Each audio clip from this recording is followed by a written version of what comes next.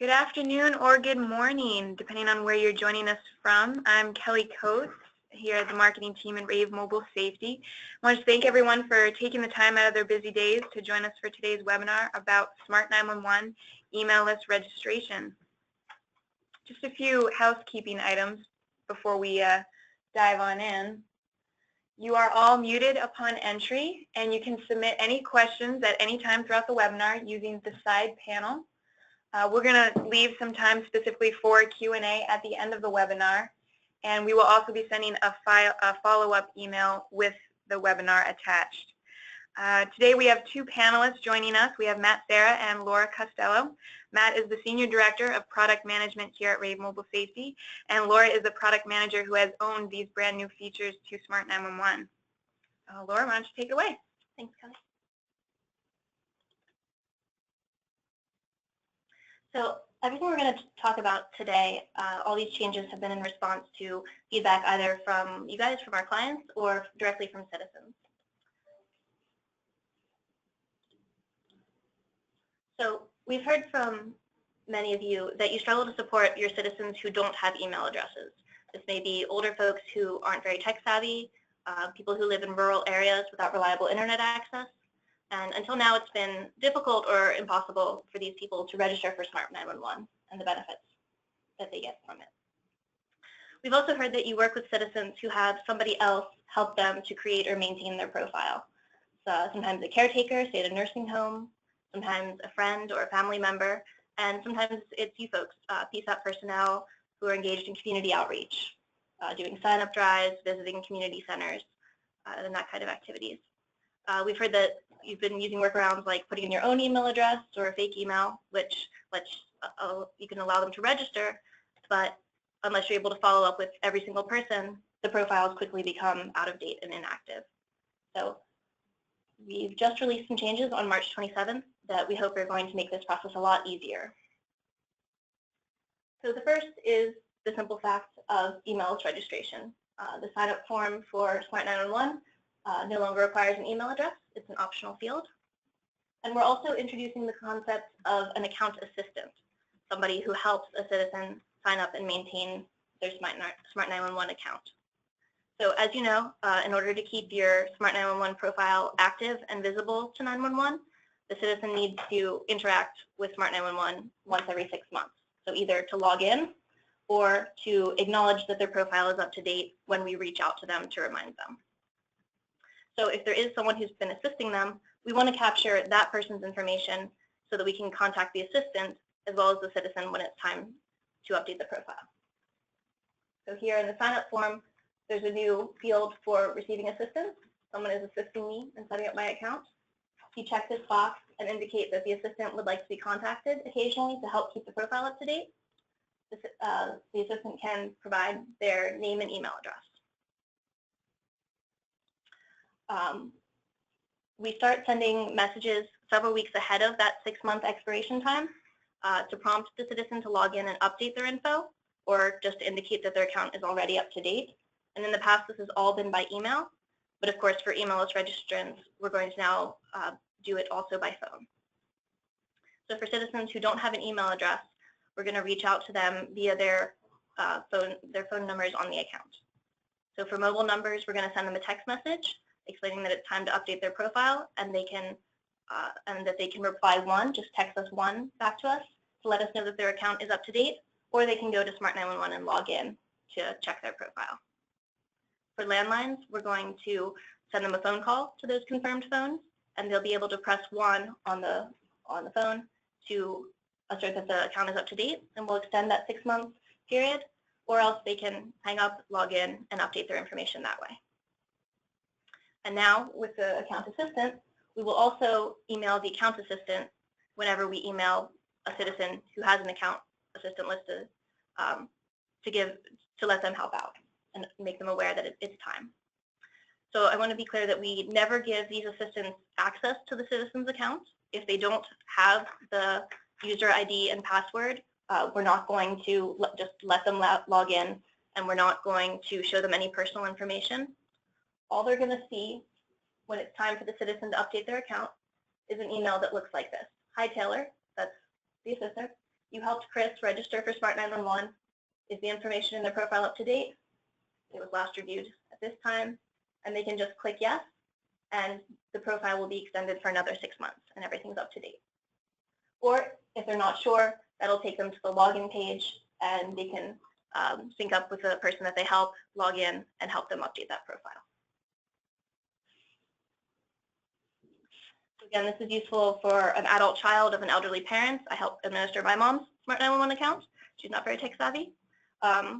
Or perhaps a coordinator at a nursing home. They could put themselves in for everybody that they assist, and then they'll get the update reminders and can keep those people's profile up to date very easily. Let's also show that for any of you or other people who are already supporting citizens in this way, inside of the profile under account settings, you can add yourself as the account assistant here at the bottom of the page. So if you're already supporting your parents or citizens in your community, you can work with them to log in and list yourself as the account assistant, and we'll start updating you when it's time to keep their profile up to date. Any questions? No. Okay. Let's look at the next related piece, which is retrieving forgotten credentials, so forgotten usernames and passwords. Sign out of my account. So in the past, retrieving a forgotten username or password was always done through your email address. And so this would be a problem not just for people who don't have email addresses, but also for folks who have lost access to the email address that they registered with. If you registered with your work address and then you change jobs, you might not have access to that account anymore, and you wouldn't be able to retrieve your forgotten username and password. So what we're doing now is letting citizens use the phones that are confirmed on their accounts to retrieve these credentials. Let's look at, I forgot my user ID. I can either use the old method, give my email address, and do it the way I would have before, or there's a new option to continue without email. If we do that, we need you to provide your last name and a phone number of one of the phones confirmed on your account, and you can either have us text you or call you and give you your user ID. We have you give us your last name as well as your phone number, just a little bit of protection against abuse. If you accidentally typoed, for example, your phone number, we don't want to call somebody else. So we're only going to call phones that are confirmed with a Smart911 profile, and if their last name matches. Once you've retrieved your username, we can use it for the forgot password flow. Here you're going to enter that user ID that you already retrieved. We're going to give you a number of options on how you can reset your password. So if you have an email address associated with your account, we'll give you an option there to retrieve by email, just like you would have in the past. Or we're going to list all the phones that are confirmed on your account. If it's a mobile phone, we'll give you an option to text message or an option to call. And if it's a landline, we'll just have that option to call you and give you a reset code. So if I say I want to receive my password reset code by text message to the phone number that ends in 5123, the others, we'll send you that text message or place that phone call and read or text you a 6-digit confirmation code. So I would take that code from my text message here and enter it in, and then I would be able to enter a new password, and submit will log me right in.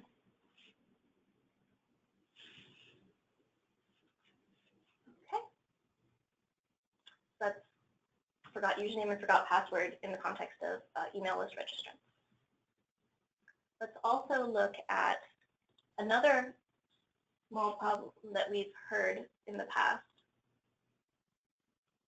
is that some citizens, when they try to confirm their phone number as associated with their Smart911 account, particularly with landlines, they find that when we call them, we ask them to press 1 just to confirm that they do have possession of the phone. And we've heard that sometimes they press 1, but the system doesn't seem to notice. Somewhere it gets that key press gets lost, and so they're not able to confirm their phone. So now we have a new option. If you choose to confirm by a phone call, Here we place that call, but suppose the citizen picks up, presses 1, nothing's happening. There's a new option here called having trouble, which takes you through to another page. And we're going to place a new call to you and read you a confirmation code. Instead of asking you to press a key when we know that that's not working, we'll instead say your confirmation code is 123456. You'll enter it here, click continue, and the phone will be confirmed. So that's helpful for anybody who has had trouble in the past with pressing 1 to confirm their phone and it doesn't get picked up.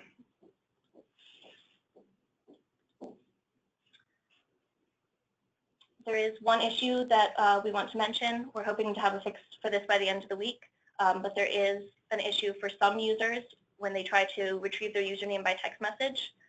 For technical reasons, there's some complexity around sending certain symbols like hyphens and underscores by text message. So some users, when they try, may receive a sort of garbled version of their user ID right now. Again, we're going to try and get this fixed as soon as possible, but those symbols may be dropped out of their user ID. This varies by carrier, so for some carriers it's going to be totally fine, and others are going to have problems. So again, we're trying to get this resolved as soon as possible, but we just wanted to make you aware that if you see that problem, we're aware and we're working on it. Do we have any questions? Yeah, we have one question. For the account assistant, is that active now? Just Yep. confirm that. Yep, all of this is active right now. If you go to smart911.com and click the sign up form, you'll see that email address is no longer required. An account assistant is right here. You can play around with it yourself, and you can log into your own account. And under account settings in your own account, see that account assistant section is here live and ready to use. Excellent. We've got another question from Tim. What happens when you select the button that says my assistant will not be able to help me in the future? Let me pull that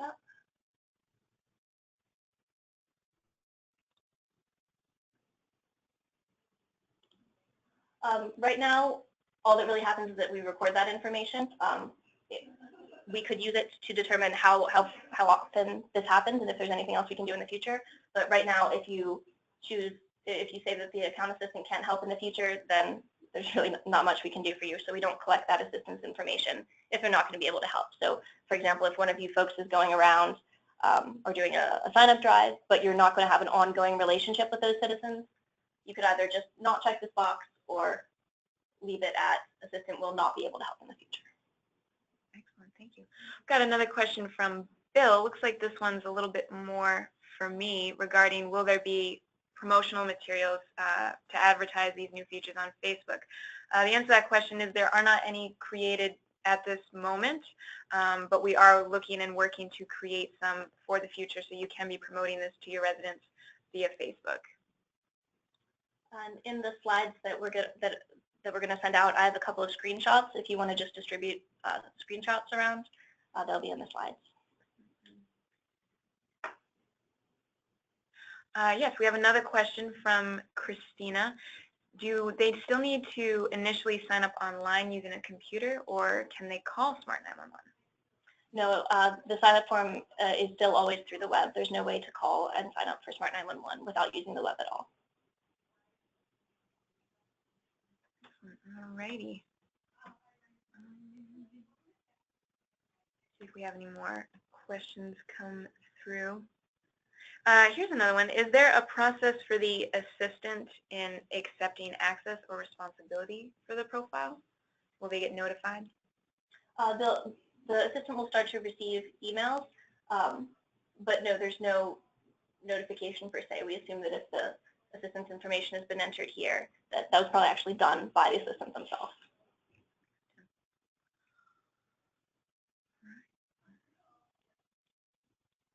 I think that's all we have for questions right now. If your question came through on a more recovery basis, we'll be sure to follow up with you after the webinar, and we'll be sending out a recording of this webinar and the slides following its conclusion. I just want to thank everyone again for taking the time to tune in and listen to Laura walk us through these new features. Hope you all have a wonderful day moving forward, and that this new system and features will be benefiting your email list population. Thank you very much.